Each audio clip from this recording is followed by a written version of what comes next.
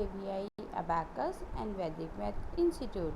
So kids, today I am going to tell you how to do reverse table of 8 on Abacus tool. So as you can see that we have 80 on Abacus. So to minus 8 minus 10 plus 2.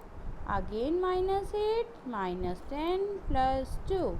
Again minus 8 minus 10 plus 5 minus 3. Again minus 8 plus 40 minus 50 plus 2. Again minus 8 directly. Again minus 8 minus 10 plus 2. Again minus 8 minus 10 plus 2.